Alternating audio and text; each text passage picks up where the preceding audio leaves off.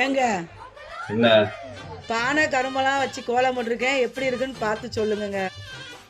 உன் கோலத்தை பத்தி எனக்கு தெரியாத. சும்மா போய் பாருங்க. பாத்துருவோம். இதெல்லாம் கோலம், இத நான் பார்க்க வேற செய்யணுமா? அலங்கோலப்படுத்துறாளே.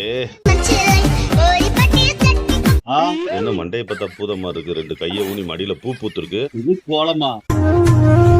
இது என்னடா மாட்டுக்கு வந்த சோதனை? என்னதான் கோலம் போட்டு பொங்கலை கெடுத்துருவாங்க போல. ஐயோ,